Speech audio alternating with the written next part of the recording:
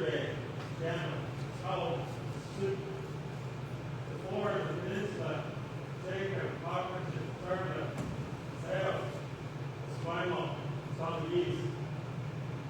It was interesting enough, we had the Friendship Center sitting with us. Bruce Cregan was the executive director at the time. And when we went to these meetings, we pushed back and said we cannot allow what's going on around us just to be dictated to us. And when we went back to talk to our elders in our community, they were saying we've never relinquished our inherent right to govern our own families. We've never given it up to anybody. We didn't give it to the province. Why are we following that jurisdiction, and why do we sort of question how does the province come onto the reserve to impose their laws, but we have our own law?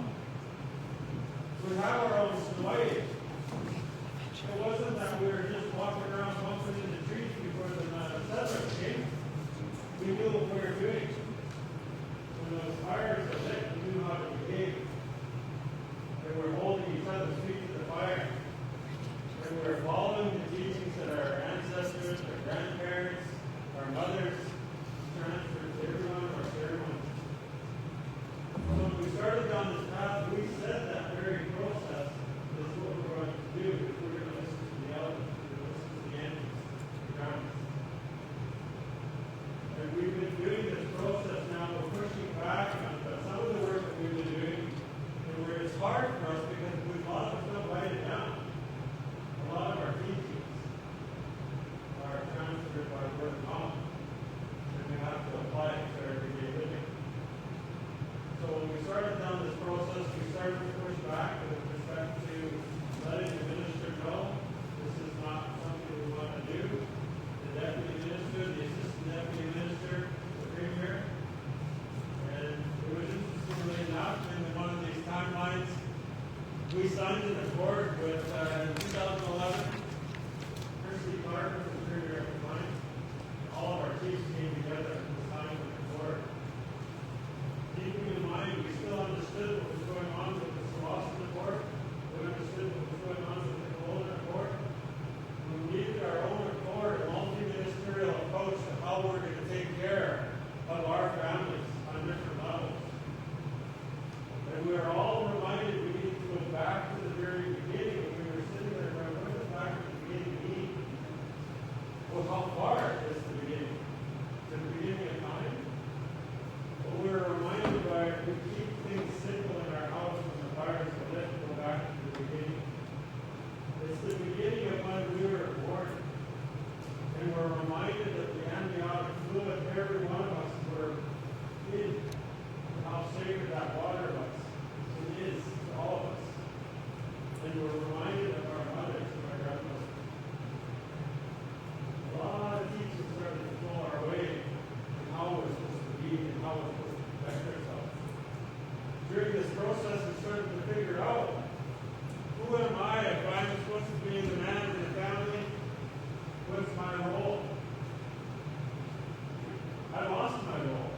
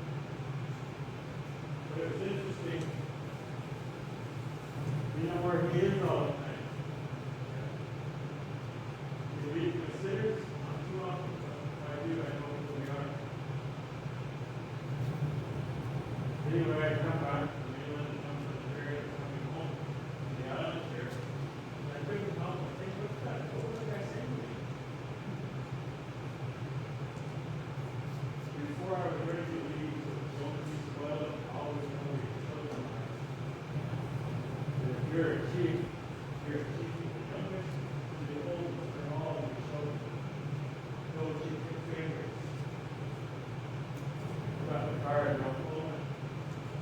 I was thinking about this for a few days and going back to the office. I said, where are all of your children? That's the chief. And when I looked at the membership list, and I asked, are we all accounted for? I was missing 7 children. Not our grandparents, I didn't know where they were. I had to go to the province, and I went through their process, finding the 7 kids that were in care for the district. And I said, I have to go bring them home. There was a, what do you call it, gut-wrenching process. But I have to open my eyes to a lot of things that our families are facing today. So when the chiefs come into rooms like this, we met in this room a few times as leadership in this region. We created partnerships with the nations surrounded by SIIA, Ali, Lavina, Steve, South Isle Wellness Society. We created the agency called South Isle Wellness Society so we can all do these very things that we can stand up nation to nation, government to government, whether it's province, whether it's federal, or even amongst ourselves. The province would only give money to the South Isle Wellness Society now as an agency providing services, and they said, oh, that is why we couldn't talk to nation to nation anymore. So what did we do? We created an agency called South Island Wellness Society. Our South Island Indigenous Authority, and this is where we are today. And the logic here is the authority is going to take over for our nation and our geographical area.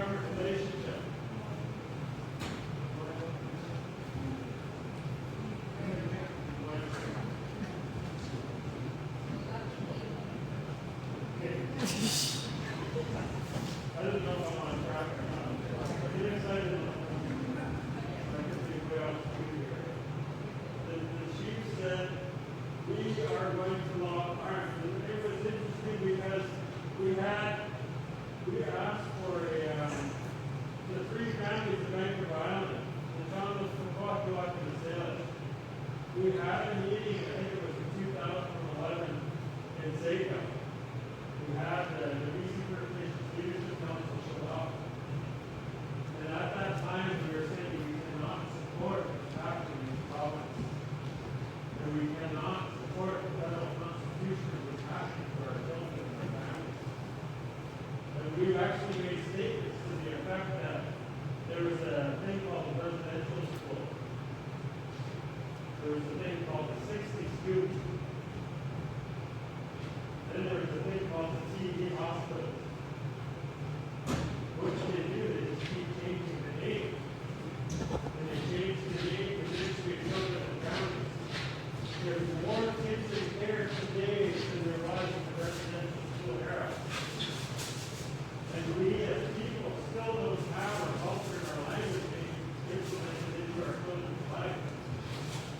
part of their legislation says we should be teaching them language and culture during the home.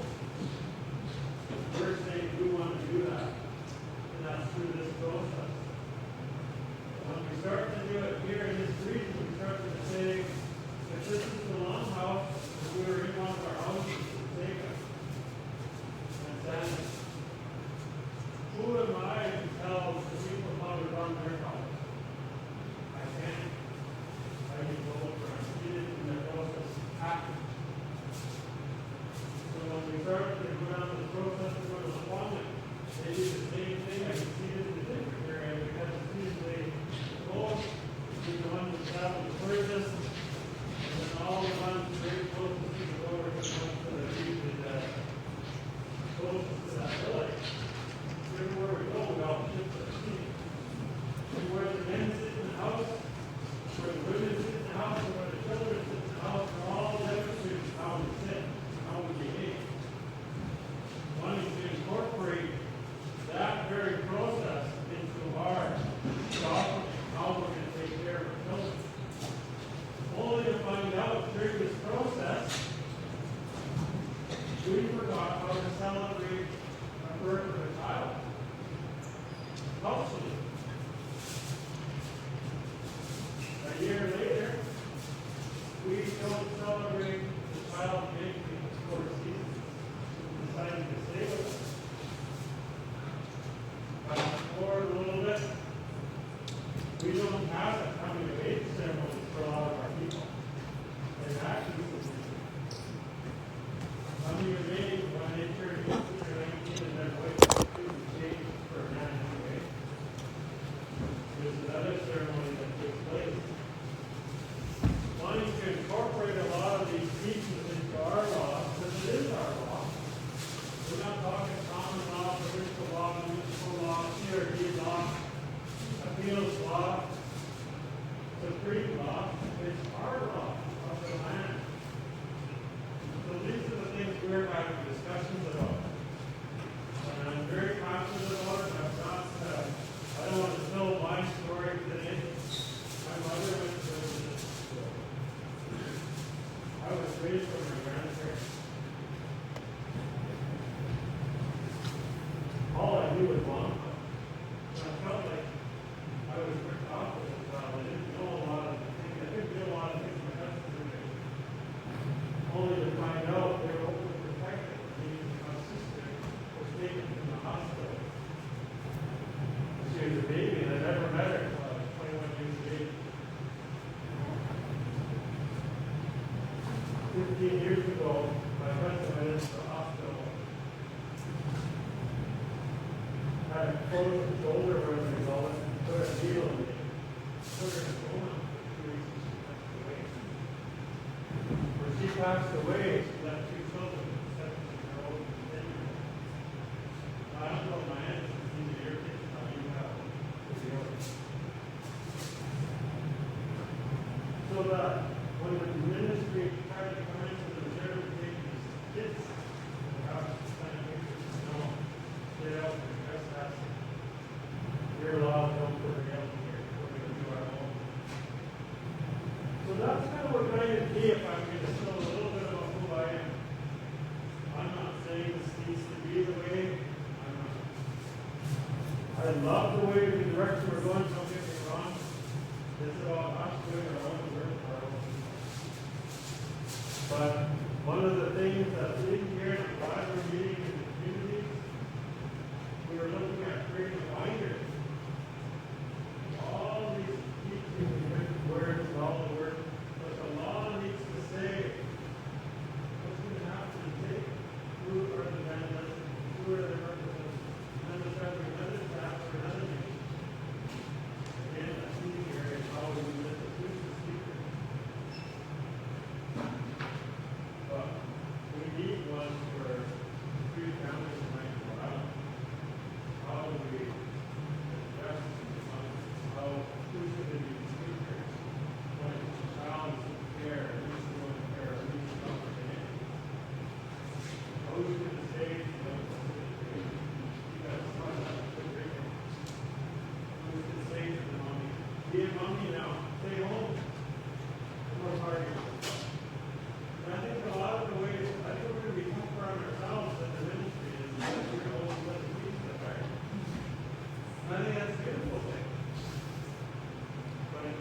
went to a couple of meetings as a chief, for example, said that to one boy. Well, all I was drinking, I was not eating. I did to my kids, he just was holding it. He said, smart enough, I see you last night. It's powerful to have our families call us on stuff, eh? But anyway, I just wanted to share this piece of it, and I don't know where I am in this process.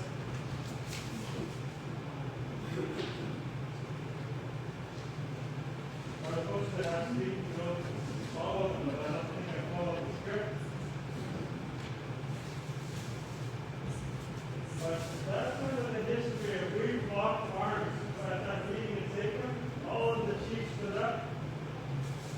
3 times we went around, 50 chiefs out of 52 showed up. We all locked arms in front of the BC First Nations Leadership Council. Tom Anthony was the regional chief at the time. He was the national chief. He was working with us as the regional chief. And we all locked arms and we showed up. This is up around the fire. Now, and Mike, he was the acting premier at the time. Deputy premier at the time. He stood out there. He said, let your legislation try to unlock our arms. We're not going to let go. We're going to protect our parents' right to govern our own families and our own children. And those were the statements we made. And those are still the statements we continue to make today. I think I'll leave it there. I just wanted to create an opportunity to give some flavor. I think there's something I'm okay there. Sorry, yeah. When John Dante returned to his stepfather, who died, the decision for him to return to his parents, that was the truly top person. Very much made that decision. He didn't last a week. They being held accountable for that decision.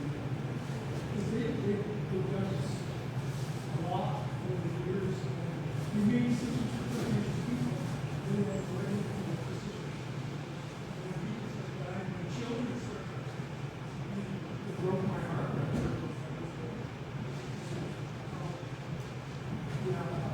I think it's really concerned to be held accountable. That's how their decision moves along.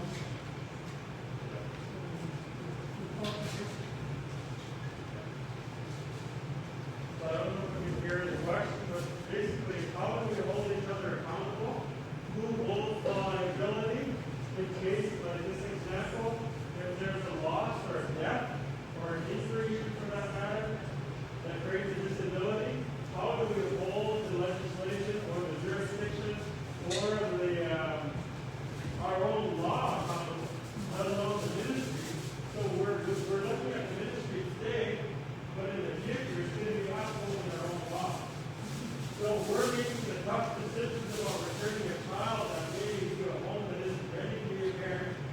So we need to make sure we have to have a parenting program. We have to have counseling programs. We have to have one-on-one programs. We need to have budgeting programs. We need to learn how to cook programs. We need to learn how to clean our house program. And when are we ready to give our child? And it's not about removing children, it's about how do we help enhance our family to be who we need to be.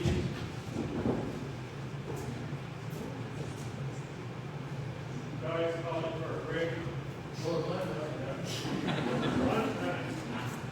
See if we can get quiet time. Now,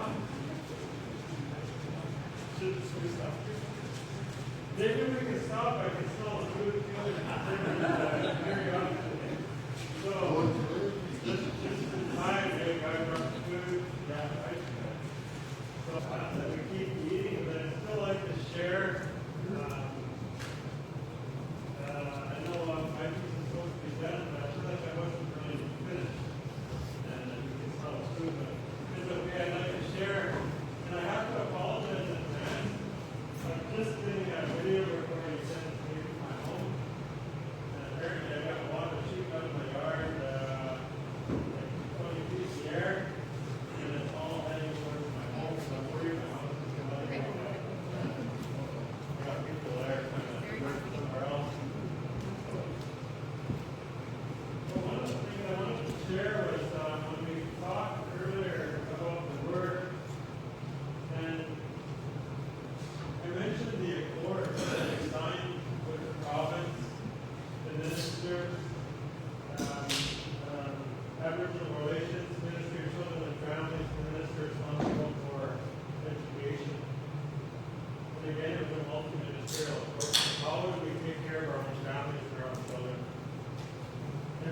did that accord, we even went a step further and we had an affiliation. And how do we work with the children and family or the agencies within our region and that are identified to our nations? And so I think those things are very, very key and they're very important in how we're going to move some of our discussions forward. And the other one was, I know when we sit surrounded by SIIA table and have discussions around services for children officers in the urban areas. And we didn't know how to identify it. It becomes like one of those words with the word authority. Well, what does officer mean? What does urban mean? And those are touchy feelings. And when we start to go back to the leadership of the Chama or Kwakwa, when we said to them, how does this work? How do we work together? It's not following together with one mind, one heart, for one goal. But one of the discussions that was coming forward was, and I was being sarcastic, I asked the question, can I go up to the Chama area and impose my law? Can I go to the Kwakwa people and impose my law? They said to me, Bruce, if you came into the Chama territory, the Kwakwa territory, and you tried to impose your law, we put you in a canoe and we send you home. So I said, okay. But we've got to remember, you have a lot of members living in our territory as Senate people. How do we work and that's not as one? And how do we do this? So there's a piece in here that needs to be incorporated into how do we work in harmony, live in harmony in today's society, but not leaving our culture behind. So it's going to be sensitive, it's going to be touchy, but you know what? I think our community will withhold any impediment anybody's going to give us, especially the non-First Nation politics. If we're going to raise our community together, I think we can accomplish anything. But one of the things we were talking about was how do we create a coalition between the three families? Right, the right. So we're all going to work. Stay together, maintain the stability. Doesn't matter what the federal government's doing, provincial government, we're going to maintain our own. We know when to light the fires, we know when the speakers go on the floor, we know when the song goes on, and we know how these ceremonies about that child coming of age, that process needs to look.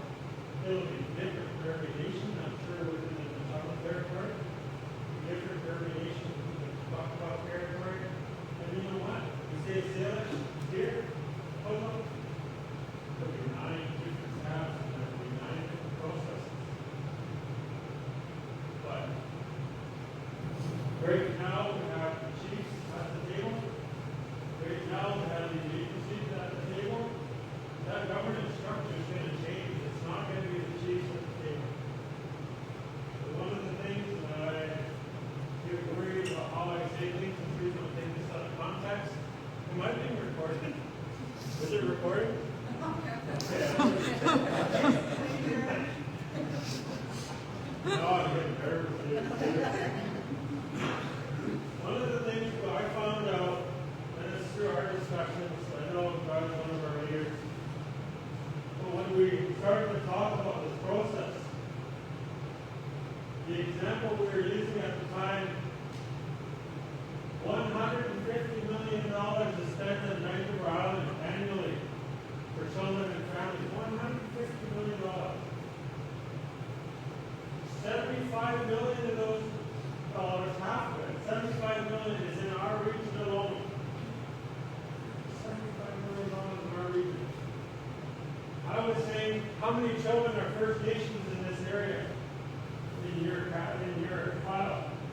52% of that children were the children that were in care. So, we asked for $36 million annual budget, and we'll do a better job than the government's ever done in taking care of our children. We'll do it ourselves. We started to look at what they were doing, what they were spending their money on. It They're building safe houses that we don't occupy. They're building boys and girls clubs in our general municipalities that we don't occupy. They're staffing these people. They're buying buses for these people with our money. I think what we need to do is build our own safe houses. I'd like to build our own boys and girls clubs that incorporate our language and our culture, our songs, our own drum making. Whatever we want, we're going to do to bring up our people as strong young individuals. And I'm of the prayer that this is what the ancestors, our elders, would want. And I think we're on the right path. Otherwise, I wouldn't be here. I know each of you wouldn't be here either. Maybe we're here out of curiosity, and I hope I can answer questions. But if you have any questions of me after tonight, I do have an email, Underwood@shaw.ca. Please let me know. Send me an email. I'll do the best that I can reply to. One of the other things, I'm going to say this out loud, and again, I always hesitate on that. But we have, in our house, we have a speaker. We're blanket the speaker. That speaker is supposed to wear a blanket to warn his words. It's got a cloth on his head that he never loses focus of what he's doing. The chiefs in our region have asked me to be the speaker of our region on behalf of my nation. So I try to do that to the best of my ability. But there's still things that happen where we still need to learn from our locals. We need to draw really more and more. And how do we help the people that are from Cree or BT or in our region? How do we do those practices, those protocols? That isn't something we've fully discussed as of yet, but that's something we're going to do soon. Sorry.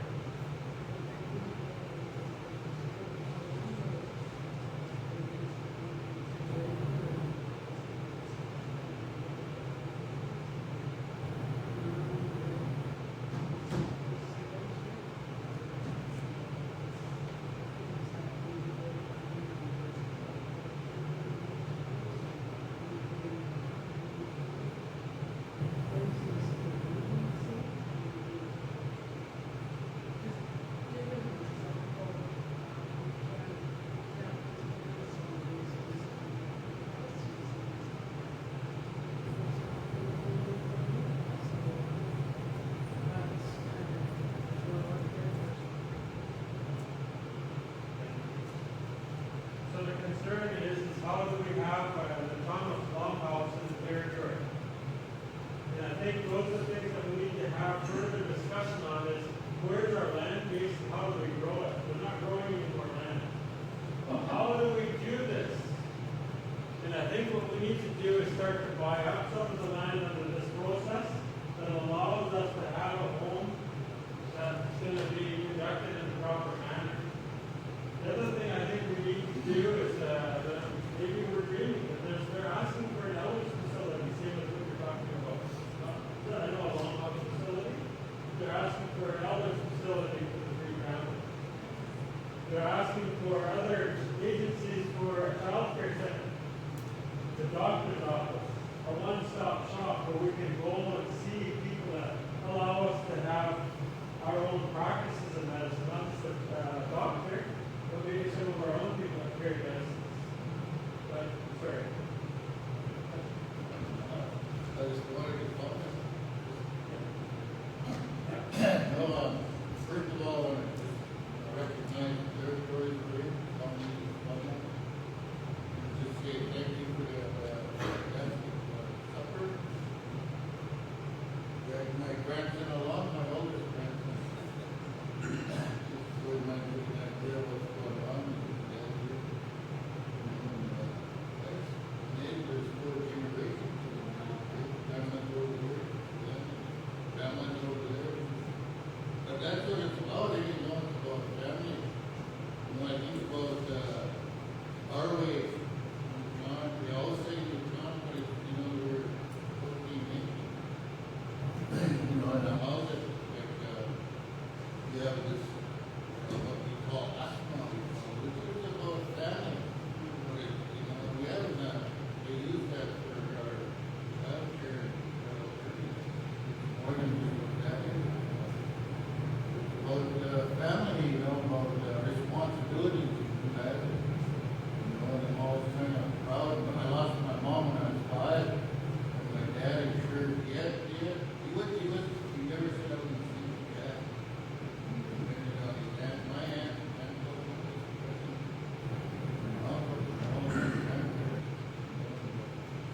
But I think about where we're at now, we have, our children in care here. And, there was 3 of them that came to our culture, and they wanted to know their identity, they wanted to know their family, their community. And, we had a Juanito that I think was at the chapter. He never brought him back. And them guys aged out, and they all ended up on, homeless, or unhoused. And, we have nothing followed up with trying to do it. Just using that as an example. I think, when it comes to, culture or teaching or whatever, we have that ability so that we can, make sure that all is followed. Our ways are followed and things are followed up on. I always heard it coming, we'll be responsible until they're coming to take the beat guys,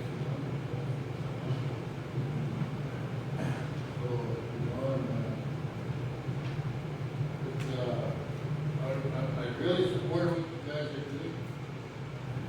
I know I've introduced them to our leaders in the houses, and they're supposed to start working together.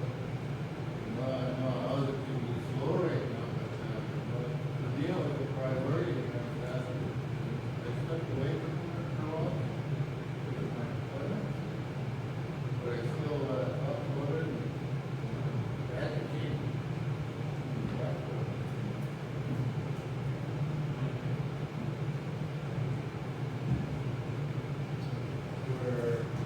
We're being encouraged to continue to follow the culture, and I guess basically not to take shortcuts. And how we're going to do things moving forward. So thank you, I appreciate your words. I think, one of the other things, just picking up on the comment you're making, a lot of the times when our children are in care, when we look at the government statistics, they always follow everything. They have statistics on everything we do. We go this way, we don't go this way. But all of the kids that are aging out of the ministry's care, the number of children that age out of care that are ended up in our jails or incarcerations, those are things that we're not talking about, and I think we need to talk about. And it's because we're lacking that piece of coming back to culture, coming back to the village. And I think those are the things that we need to start encouraging through this process. And a lot of the times when we look back and say, oh, I got a child that needs help. I look back, we don't have a lot of foster parents. We don't have that in our own. We got to build up our team. We need to be able to have that strength. So we look back and say, or I think we have it, but we need to create the criteria which makes us a good parent or a good foster parent or a good uncle or a good auntie. We don't need to pull up the measuring stick and say, oh, we can't have 3 children and they're sharing a bedroom. When we were all grown up in a private house, bunk beds, sharing clothes, we didn't have our own investment. Did we come out wrong? No. So I think some of that needs to be looked at again. So, Has the church ministry operated dialogue between South Island Authority and the ministry? I know what your role is, but has there been any dialogue between the two parties? correct. So the question is, are we in discussions with the province and or, I'm going to add one here, with the federal government? The answer to the question is yes. We have got the feet to the fire with the province, we've got the feet to the fire with the federal government. And in fact, there is the federal constitution, I wouldn't say amendment, I was thinking to be corrected, about Bill C-92.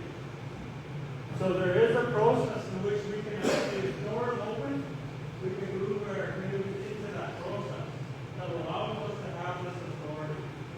And the government are there. I think they're a little bit nervous. But we have some nations, college has just finished the process within the last month or so. They've got their process through. We have to be conscientious in our territory of how we're moving our process forward. We have some nations that are affiliated to SIIA and the Esquimalt nations are not affiliated to SIIA. So they still get services from the ministry and us. So they're pushing forward even though it's this process. But also through this process, you have our nation's leadership that are at the table pushing this discussion here that's in front of us. But we also need to be aware some of the nations that are with us are in a modern treaty process. So what it needs to do is their canoe is going to stop for a while when it gets to that process, and they might join us again. But it doesn't mean we're wrong. It doesn't mean we're bad people. They're in negotiating their own processes, and that child and family services needs to be identified in the treaty.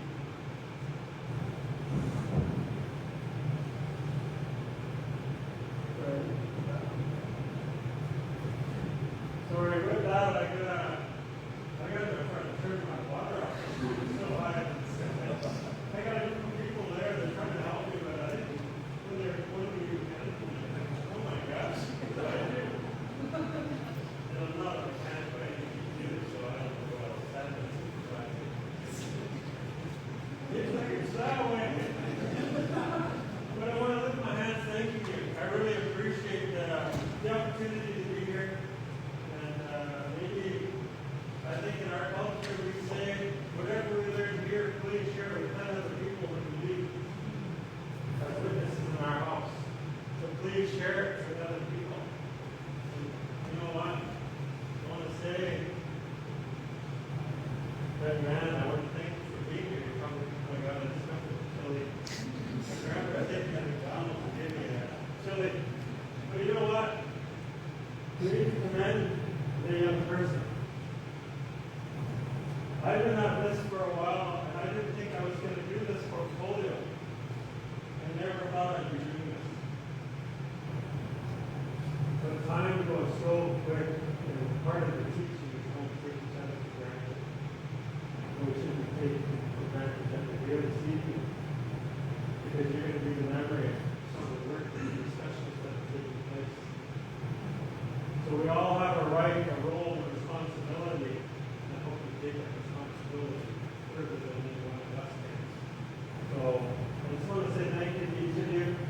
There is a lot of food, there's drinks, and please, I know I'll turn it over to the truck. I know we have some more things that need to be discussed. But when you leave, please take some food home. The last comment I was going to make is I talked about a blanket. I wear a blanket on behalf of our nation. I go to the table, the chiefs put a blanket on me, and I speak on behalf of our nations here. And sometimes we need a translator in our house that speaks the common language. Maybe we don't understand our own language anymore, so we have a translator. Whenever we do a memorial or naming or wedding, we always have two speakers, we have a translator. But one of the ideas that we have was we need to hire somebody. This somebody is Chuck. Chuck worked with the MCFD as a deputy minister. When we hired Chuck, the chief told Bruce, what are we doing? Is this a good idea? Well, when we looked at Chuck, we asked him for a coffee. We needed to hire somebody that understood the government's language. We needed to understand how they thought, how they moved, and how they were doing things with respect to the jurisdictional law that they were imposing on us as First Nations people. So when we started to go through this process, he goes, oh, you're going to get a reaction here. You're going to get a reaction here. Or we don't know how to deal with the questions here. So we're kind of not saying that we're using Chuck, but you know what? We need to use somebody to our advantage, and Chuck is here. We took him out of retirement, and he's been trying to retire on us for a while. But Chuck's been a tremendous help with reading and writing some of the documentation that we have. But I just want to say that I want to lift my hand and say hi to you. I see it all like that. My heartfelt thank you to each of you for your time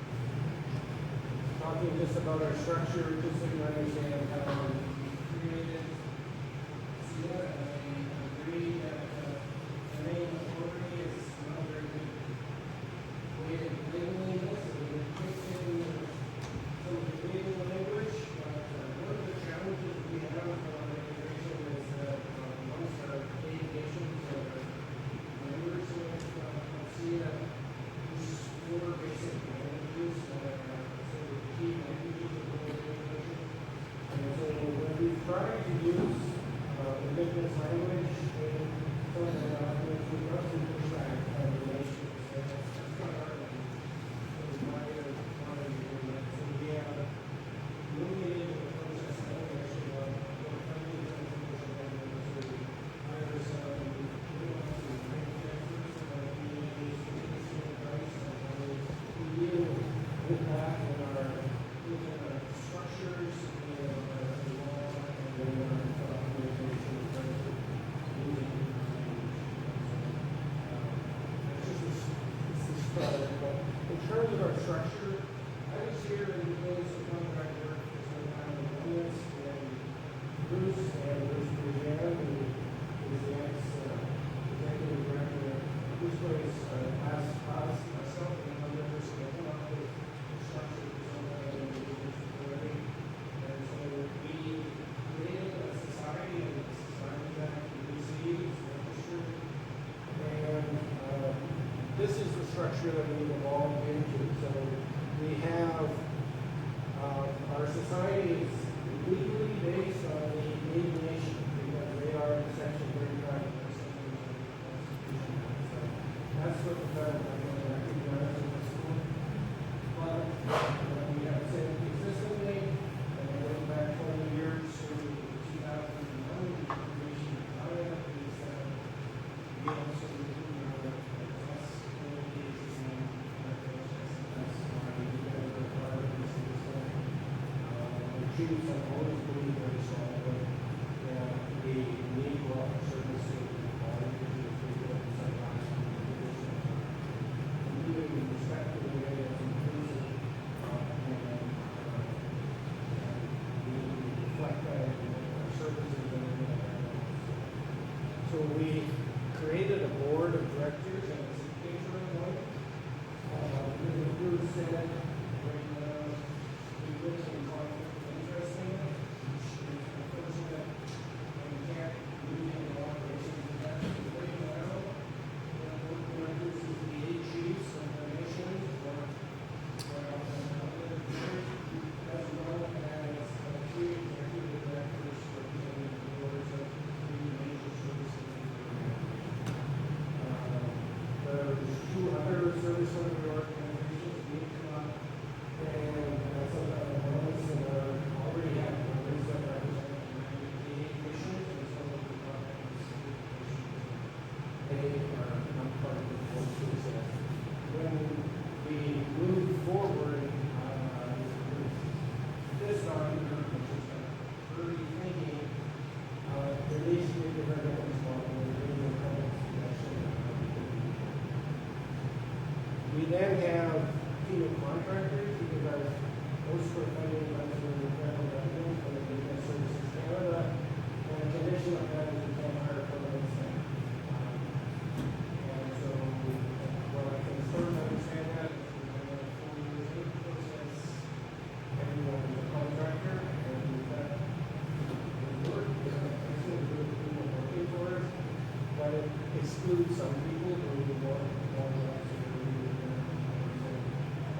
grateful for the skills of people that we do have working with us. So we have a contractor team. We've also set up advisory groups of our service providers, our private agencies, and we have an Andy's group, which is a joy to us to meet and advise us on commercial rates and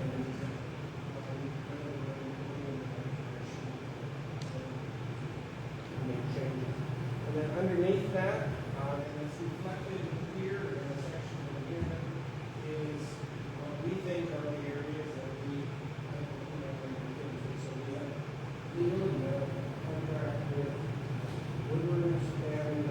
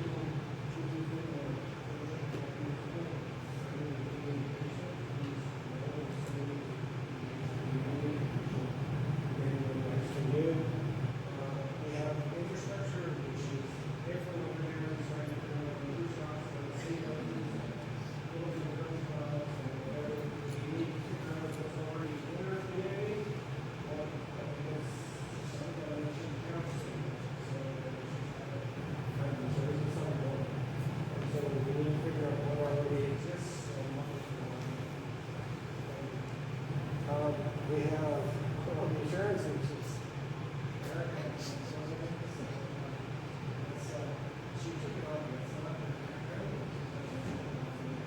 You need to understand, is the work we're doing actually helping the community? Are we really for the community, for our families, and we want to have the basis up, as we build structure? We've got governance, which I talked about, which we need to determine, and then we've got a service delivery model that we need to say how we take the information we've heard from our community, which includes our early discussions with youth groups and the next community, and how do we take that information and how do we move that into a service delivery model that is truly one that is based on the culture and the new system of the people that we need to serve, rather than incorporating something that we have to do for that. So that, I think, is my presentation of the structure. So, if you have any quick questions,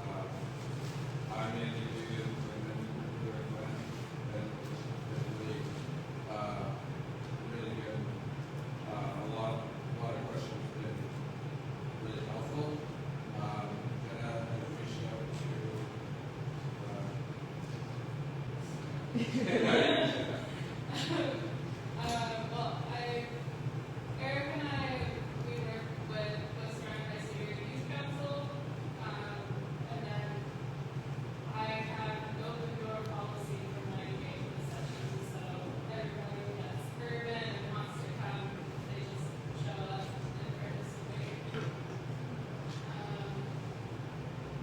Yeah, and lots of our service providers like Victoria Friendship Center, Surrounded by SIIA, have really helped us in guiding us and pointing us in the right direction of like which people in the community we should be talking to. So that's been really helpful and very insightful. Yeah. I was also very thankful to the guy and a few of us that went to the chief of council meeting for the new channel. So I was really happy that we were able to reach out to them and the chief from there. So, but yeah, I'm super thankful that everyone that showed up. Still got a few stuff very good. I like what we had. Thanking them tonight. Give us some time there and enjoy food.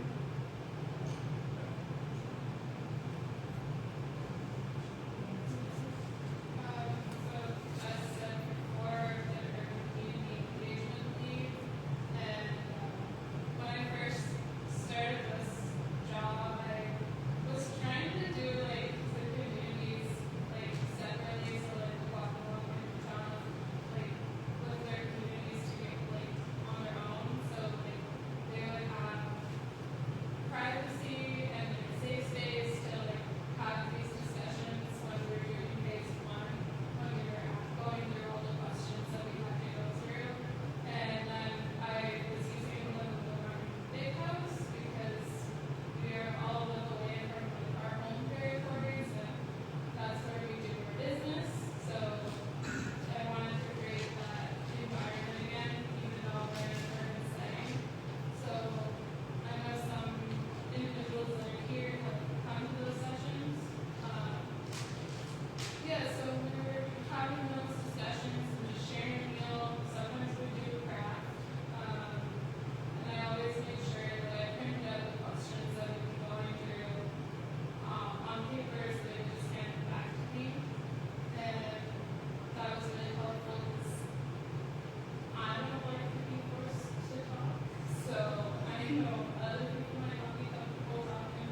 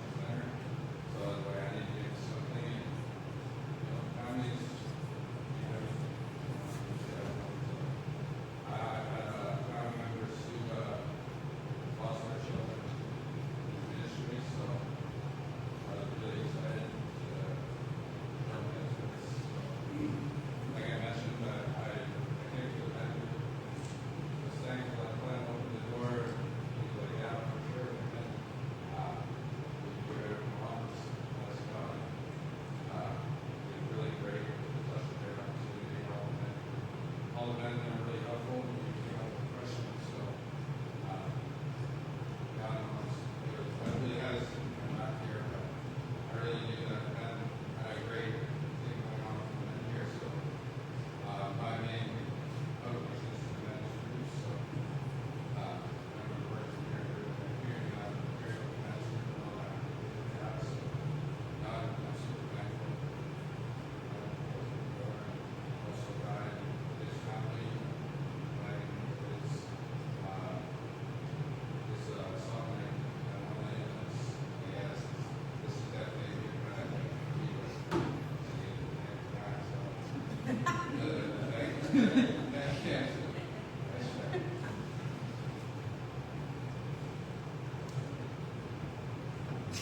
I'm just a virgin from the floor. When is your next community meeting? So our next one is going to be, I believe, on February 8th. We would like to also send out the invite. We wanted to mention this later on, but we asked it now. So we'd like to invite everyone again to the meeting February 8th. We're still working on the time. But if you guys have signed up and your emails on there, you guys will all get emails in the next meetings.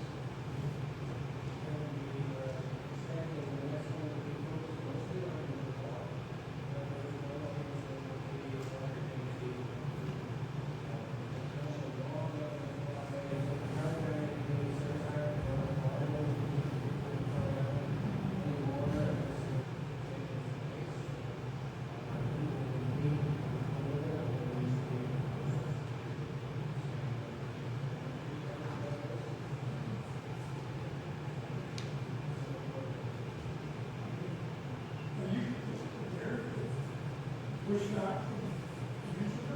They'll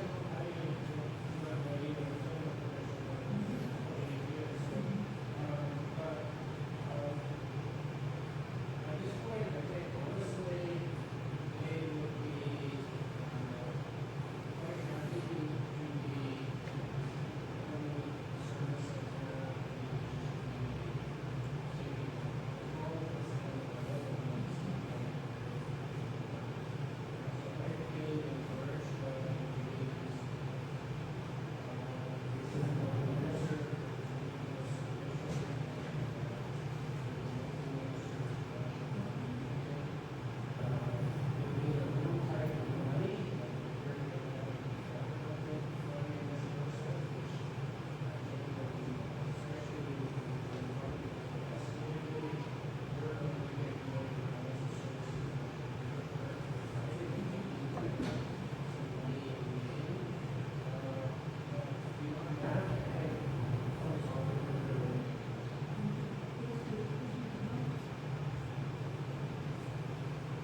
I'd like to emerge from the city on the floor. I'm Erica. Quality assurance, but this has to be this section. So this is actually a piece of the legislation.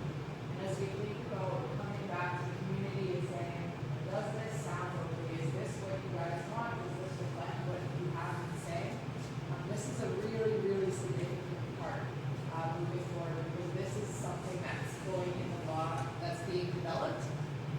So guiding principles within a law, I really like to think of this as kind of like, and I have my glasses on for dramatic purposes here. They're the lenses through which you interpret the law. They're not legally binding in the state, but they're the whole framework of how law is interpreted.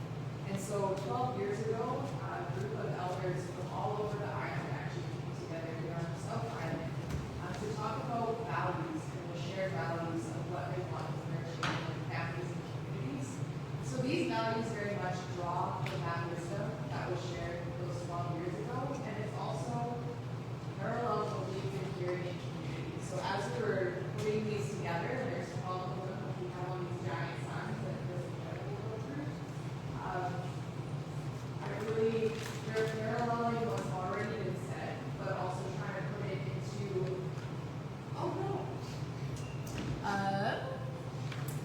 putting it into a way that we can incorporate within the law. And so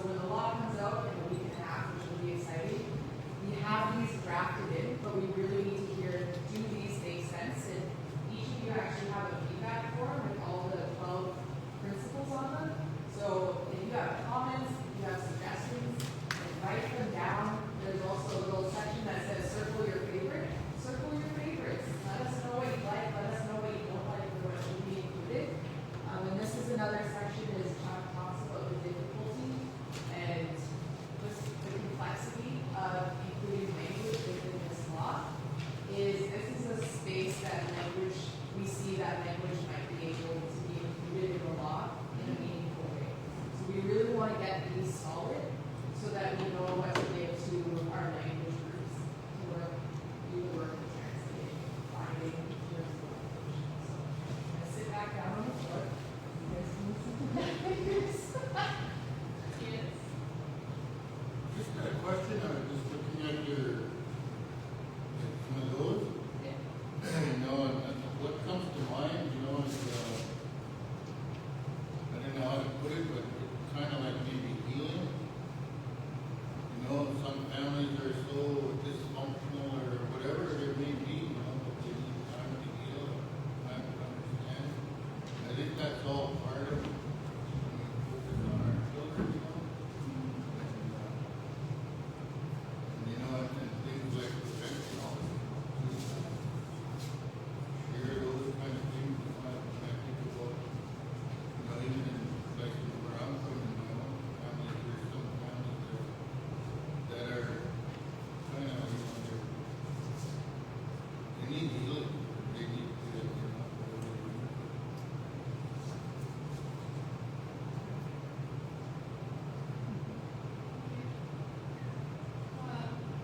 To start off with the guiding principles, we have our first one, which are children are sacred. Can everybody see the poster? So, I mean, there's been lots of arching, like, parallels in communities with stories that are shared, and lots of what I've heard when I'm in communities, you know, children are gifts from our ancestors and our Creator, so we must look after them and hold them up. And this is one of the main guiding principles that have come up in our work, is to ensure that everybody knows that our children are sacred.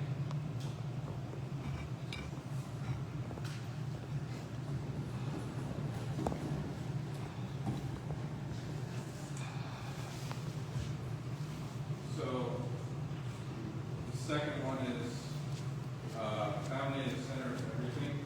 And, you know, that's what I kind of talked about earlier was, you know, we really got to keep our kids close up because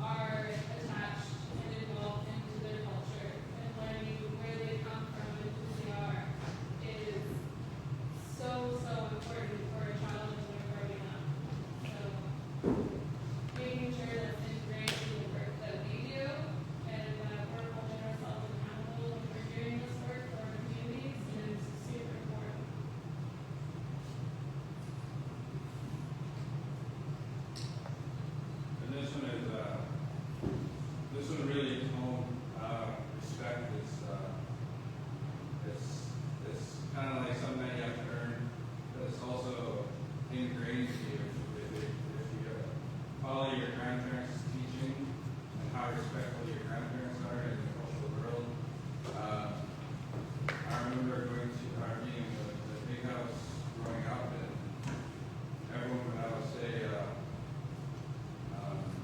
grandma's such a powerful woman, I respect her. So what you do reflects on your grandmother, so that's something I really, I really cherish that word and respect.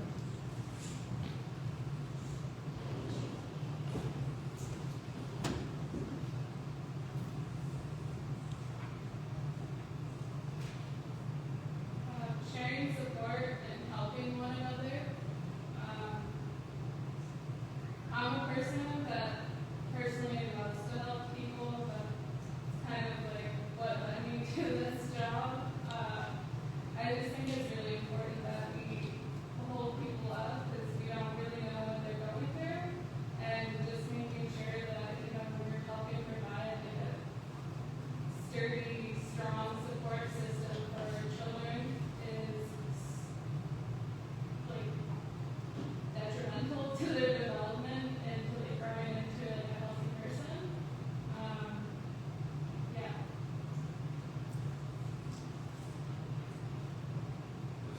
This one's a tough one, so love is really a powerful, word, and I never really knew what love meant until I was in the big house.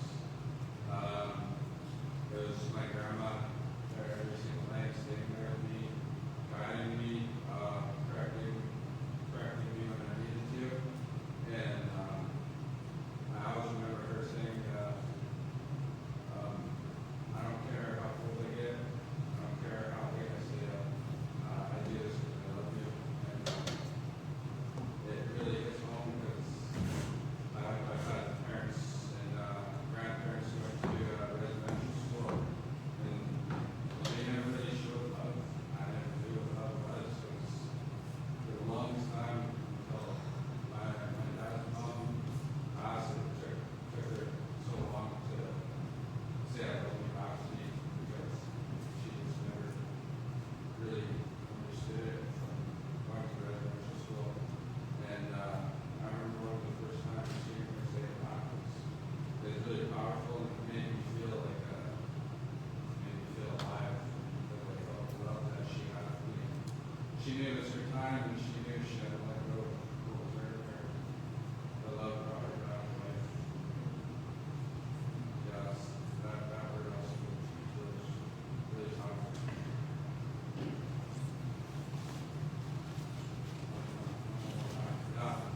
Like you're saying, one heart, one mind, as Bruce was going over, we should all work as one as a community and come together, even though may not be from here, but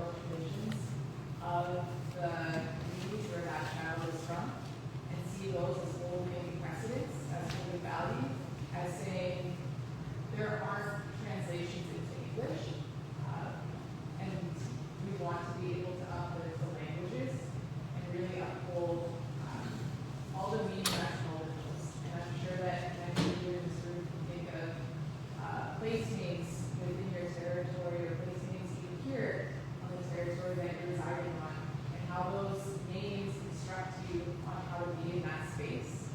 So that's an example of how language holds law.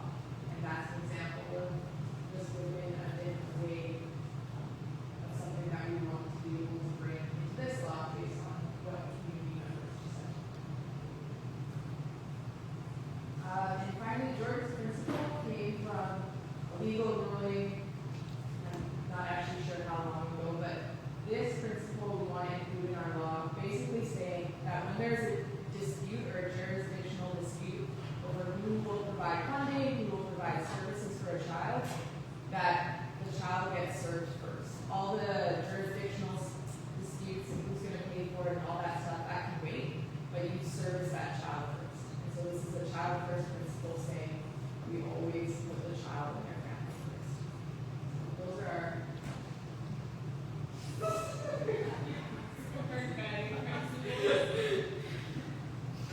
was gonna be a really cool thing and make it super interactive with all 12 people, but there is literally 12 people so we all be standing and looking at each other. But thank you for listening to all of our guiding principles. I'm not that one yet. And so this is actually one of our final slides for today. So you got really a picture of what could be in the law as we think about this jurisdiction work and service delivery, and there's a lot of things going on, but there's also a lot of other opportunities that come with this pursuit of jurisdiction that people might not think about. And something that I get to look into and I'm really excited about too is the opportunity for these steps towards jurisdiction to also parallel steps towards data sovereignty for nations and the communities here on the South Island. So Bruce talks about how the government can track how and where people are moving. They have all that information. And a lot of information isn't held by Indigenous leadership or Indigenous nations so that they can make the decisions that they need to make about their own children and families. One of my favorite quotes is by, she's a Canada woman, Gwen Phillips, who is really a powerhouse for Indigenous data sovereignty. She talks about governance without data is just an exercise in humility. And so I think there's all the stories that I've heard, people going out in canoes and going fishing with friends and finding in the community, who they look at the sky, they look at the waters, you're taking in that input, and you're making a decision based on that input. If it's a stormy day, you're not going to go outside. And so as we look at data and look at that information about children and families, we want to be able to bring that back into community, into the community leadership, and within both the urban Indigenous space as well as the nation-based Indigenous space, so leaders can make good, informed decisions and chart the path forward with the realities that the community members are facing. And something under that is looking at territory-based wellness as well. So within the space, there's a lot of information that kind of gets siloed all over the place, and there's not a big collection of it in a way that can be utilized. Even as we're doing this planning work, it's really hard to access and try to figure out, okay, how are Indigenous young people here on this territory doing? And I think it's quite unique. SIIA's approach of including guests on the territory too, because nations, they can kind of look at wellness assessments, they can do it within their own nation, but looking at the urban Indigenous population as a whole is saying, what is the health of these, like the people here on the South Island, and how are we measuring what matters to the people on the South Island, and having those metrics and having those measurements in a way that reflects what those aunties and grandmas are saying in the community, where they say, I want my kid to feel loved. And so it's looking at how do we measure that? How do we measure the things that the aunties and the grandmas and the uncles, they want to know about their own children? And so that's what territory-based wellness assessments can look like, and that's an opportunity through SIIA to move forward. And finally, another piece around data is developing out central knowledge hubs and best practices hubs. As we move towards this is all such new work, and we want to continually empower the people of the South Island to be the experts they are on their own children, giving all the resources to come together